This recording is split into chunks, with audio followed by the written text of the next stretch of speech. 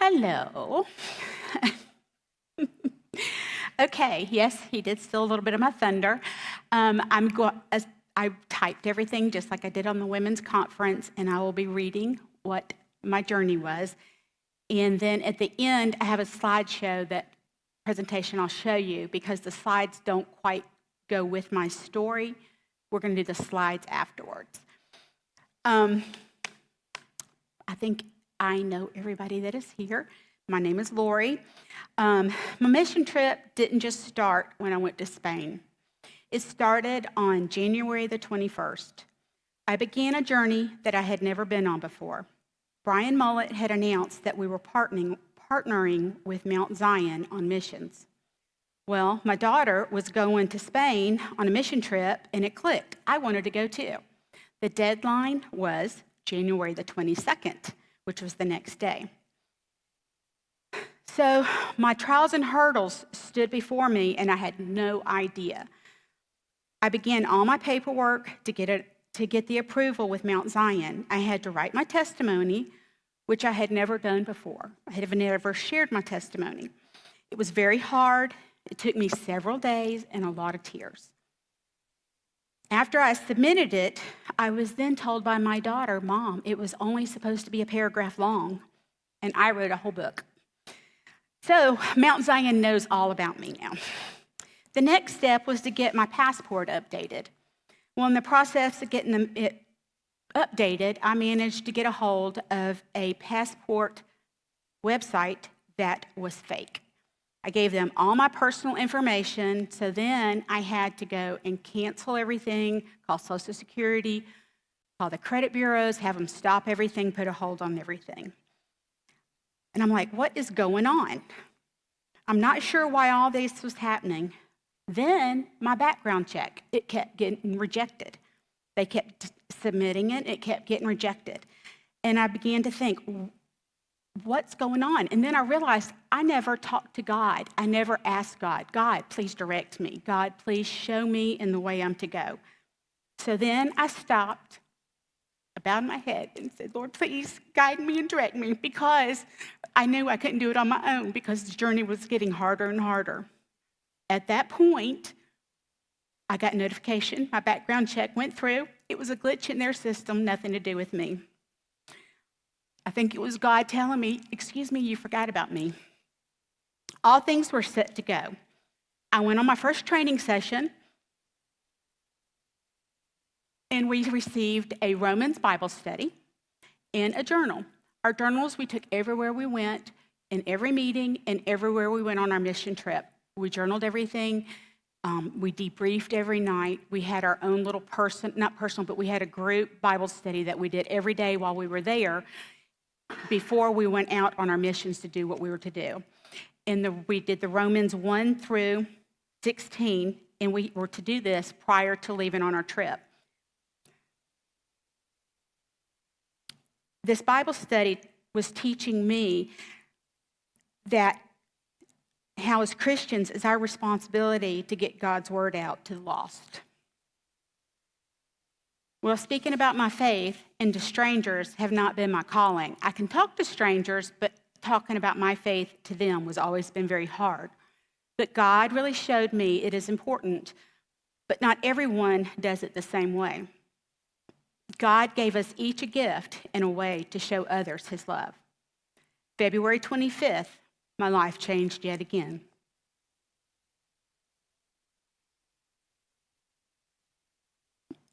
I did not cry when I wrote this, but my dad went to the hospital the first time.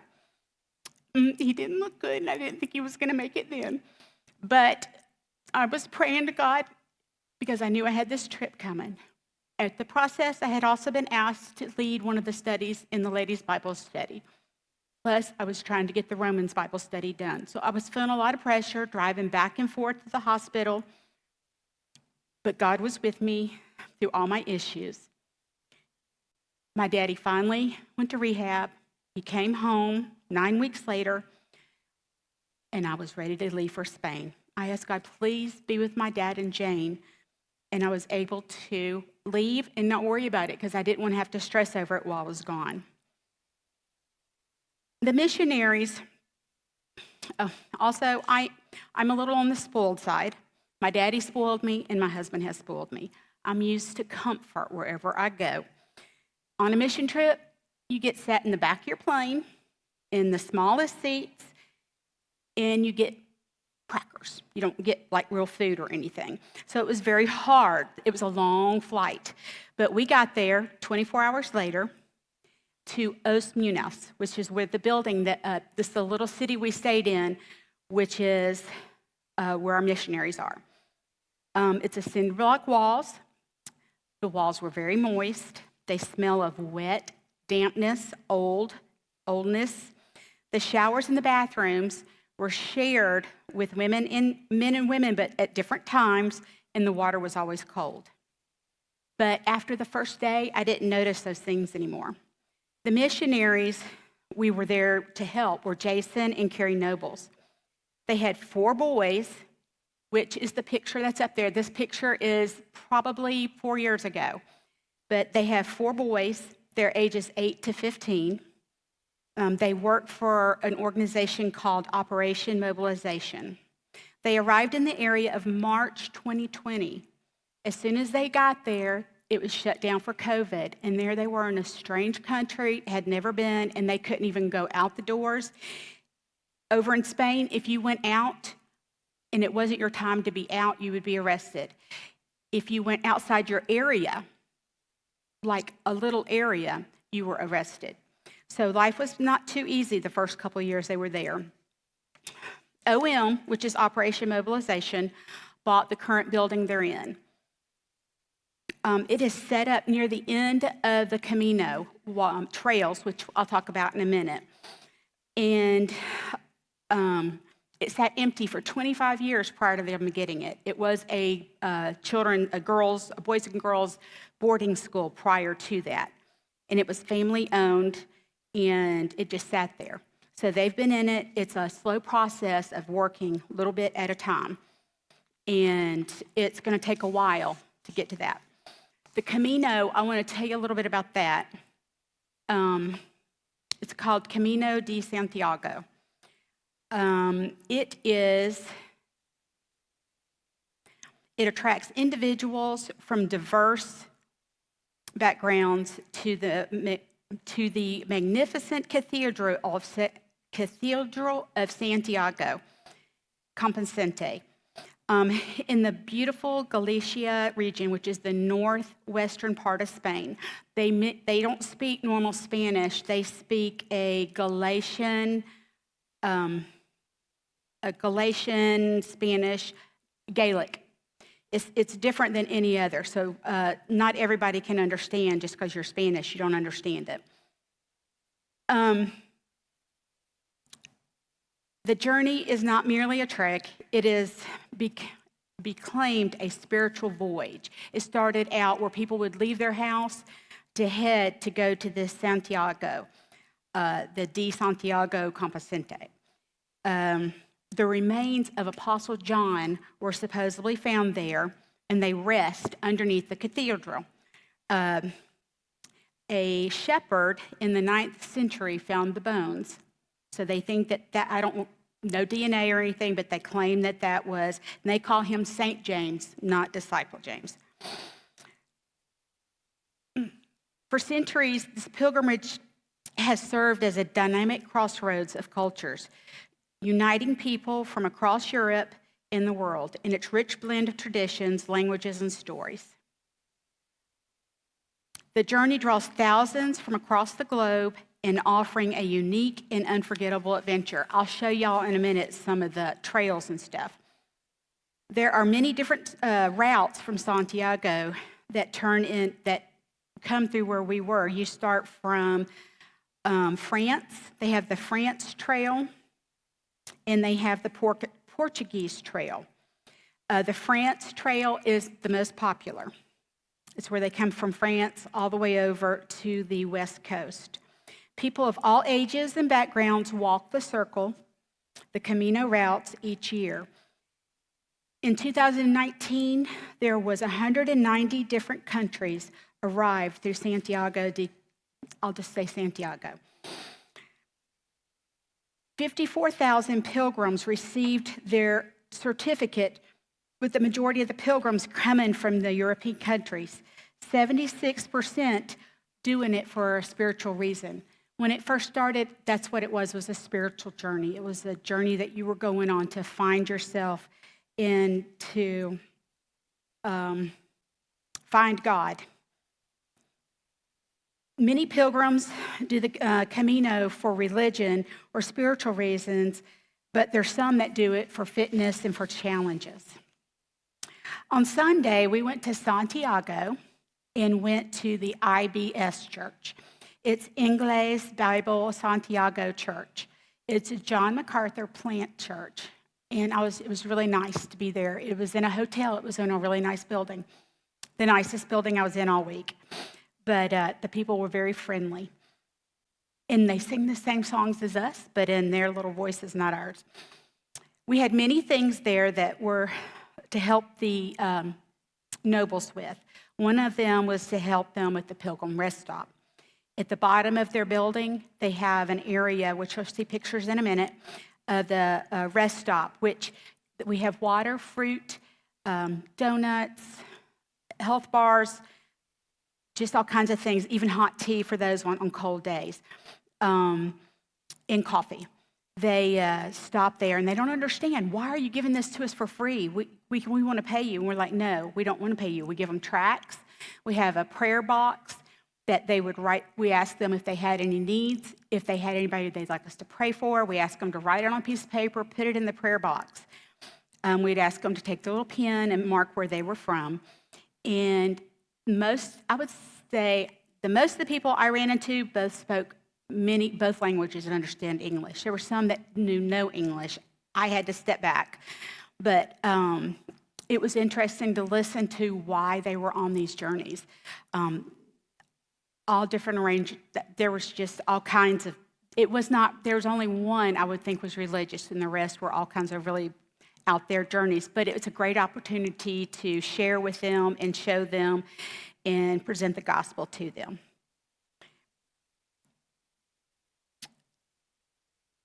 You could tell a lot by what they wrote for their prayer, on their prayer requests, where they stood with God.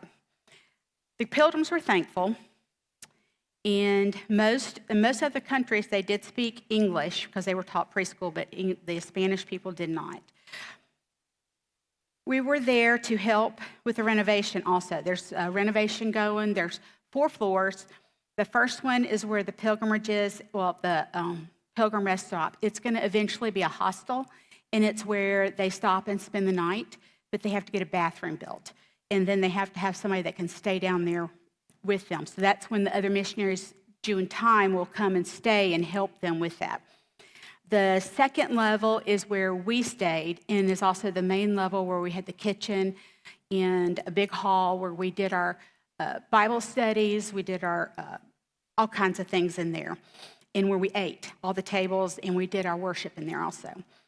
And then on the other side of that floor was where we stayed, had rooms and 1 bathroom. The third floor is where the nobles live with their 4 children, and the top floor is where they were moving to. We were trying to get everything finished so they could move up. And so we had many of the guys that came had specialty with electricity, so they rewired everything. We had painting, we had sanding, we had remudding.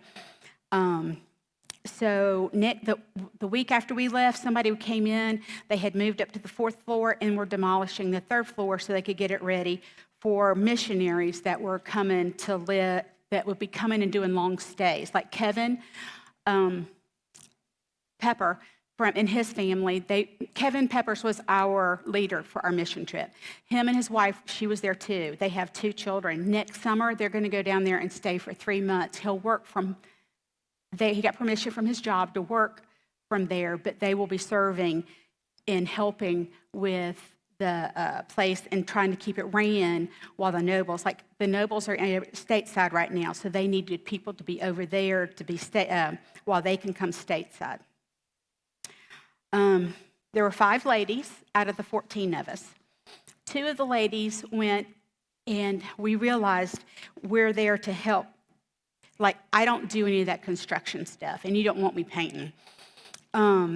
So I went and I did mending. We decided that Carrie needed loving on.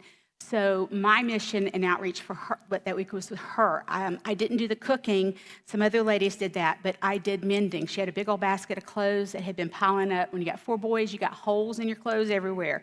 So I mended. I went and reorganized her craft area underneath and got everything cleaned up because all she did is have time to throw it there. She felt very loved and was very appreciative.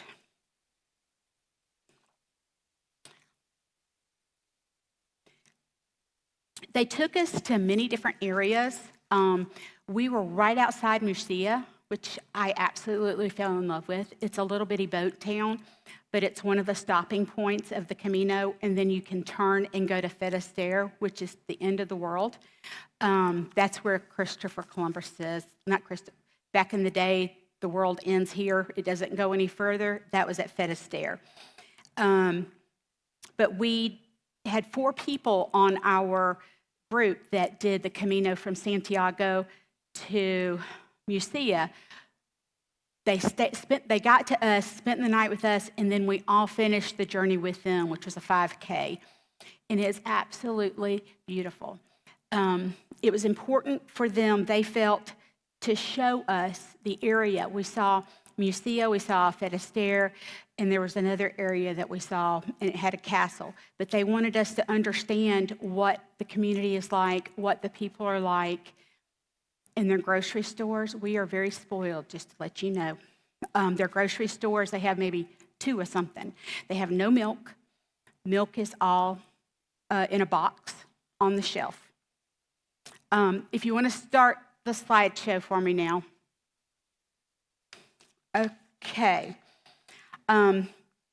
This is the north. You see the dark red spot? That's the northwest corner of Spain. It's the region of Galicia. Galicia is autonomous territory of Spain with a mix of Celtic and Spanish cultures. Less than 2% of the Spanish population are evangelical Christians. Dominant religion is Catholics through paganism and rampant among the Galicians region due to the Celtic influence. Next one. Many paths lead to the Santiago de Compostela. You see at that top, it's hard to see, at the top there's this one dot. That is Santiago. And all the different paths lead to Santiago, which is where the church is, and underneath is St. James. And people go on these paths. Like one guy came in, he had been gone 2 months, and he was almost done. He left from France. Some people come and stop. You can stop and start anywhere you want, but people take their summers, their vacations. Some people failed the first time and have come back and trying to do it again. But these are perfect opportunities to talk to these people and to show them where Christ is, talk to them all about Christ and to share God's relationship with them. And Finisterre is over there. That's supposed to be the end of the world. The next one. Oh, you got it. Thanks. Yeah, there's Finisterre. A Coruna is between the purple and the red. That is where we were, which is right near Murcia, which is not on there. But we're right there at the water. The water was absolutely beautiful. Next one. Yeah, this is a picture I took from our window. This is these little things in the background. Everything is old, but when you go inside most of those places, they look beautiful. But this is this town that we stayed in. That's it. People drive through it, like big buses go through, they stop and keep going. And that symbol to the right is all on the Camino trails. It has the arrow, and it's telling you what direction you're to go in, just to kind of let you know that you're still going in the right direction. Next. This is the Pilgrim Rest Stop. To the right, you will see there's games, there's sofas. They come in and relax. We usually have the blinds open, but to let people know that we're open. And sitting outside is a jug of water, and there's a stamp, because they all have a book, and they like to stamp their book on what day and where they were. And they have the name of the name of the city is written on there, on the stamp. And at the top middle is some pilgrims talking to a pilgrim talking to two of our people. 4 from our group, and Jason Noble, they walked 53 miles from Santiago to Murcia. They received their pilgrim credentials, which is the certificate showing what they had done. And this is on their journey. They did it so fast. They got a late start on Sunday because of all the rain that was happening, that everywhere they got there at night when people were already sleeping. So they had a hard time talking to people like they were planning on doing. But during the day, they would meet up with some people. The next one is our trip to Murcia. We walked from our house that we were staying to Murcia, and this is the journey. Different people, and it's along the ocean. That to the right, you have a hard time seeing. It's in the middle of Murcia. It's a pretty old town. Sunset at Murcia was absolutely beautiful. You'll see the cross again in our group picture. And this is where the trail ends in Murcia. It goes up this hill. And you'll see where the sunset to the right, there's a rock that's got a little bit of a slit in it.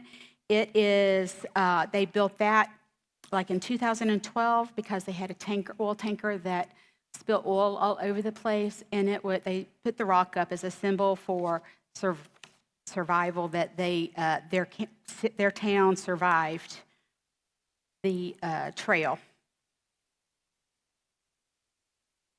And again, this is at Cape Finisterre.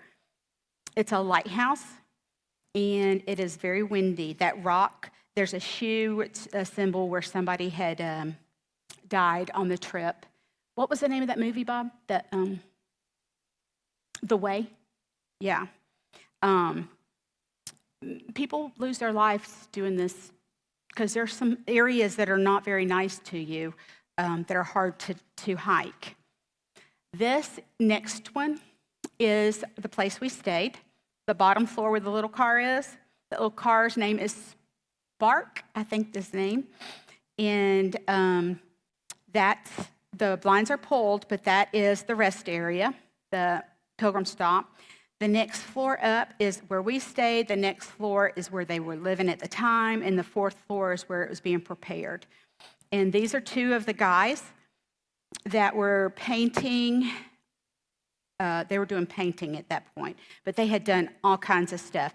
The top left is the stairwell that was in between in the middle of the building that takes you up, and one side is a living side, and the other side is where people like us stayed.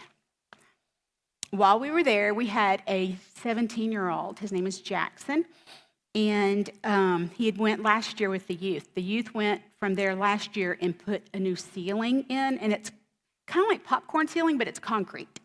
But they installed that.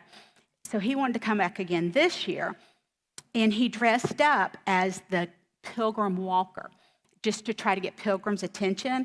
Well, this lady was a newspaper writer. She saw him, she stopped, and she did an interview with Jason and Carrie and Jackson, and it made the pages at the newspaper, which is a rarity because it's talking about the Christians, us, in our mission and what Carrie and Jason's job is. Because going into this area, they have to be careful that they don't bombard them because they'll definitely not come closer. It'll scare them away. So they have gingerly been, meeting the community. When I was with Carrie in Lucia, people were like, I saw your house at Christmas. It was so beautiful with all the lights and the main, everything they did to show. They had also had a Christmas pageant at their house with the kids, hoping for the parents to come and watch it so that they could share the gospel with them.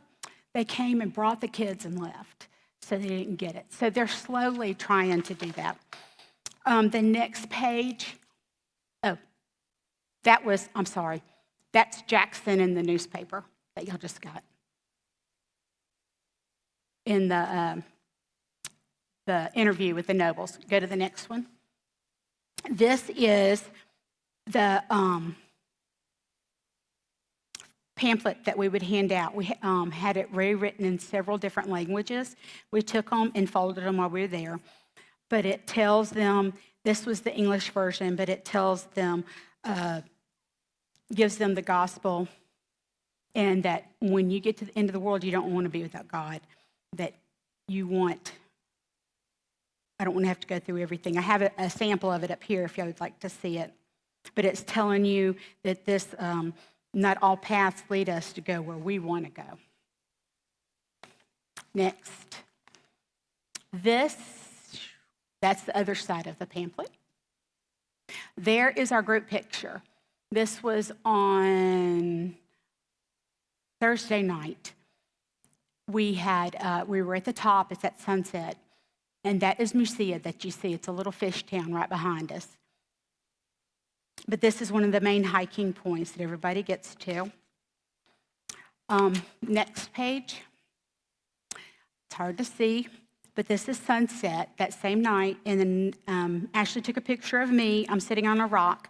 But everybody was supposed to go to their own special place and have quiet time and, through prayer and everything. And it was just, when you were there, you could just feel the presence of God with you when you're there. But anyways, it was just beautiful. I called you, Bob, right when we got there because it was just so gorgeous. I wanted to share. But that is it. We came back. We had a follow-up, did a debrief. And like he said, the first Wednesday night in August, Mount Zion gets all their different mission trips. They have one that's going to...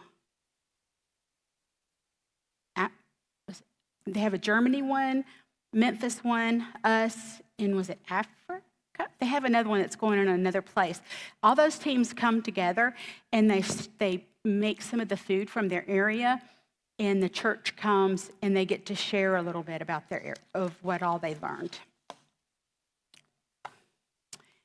That's it.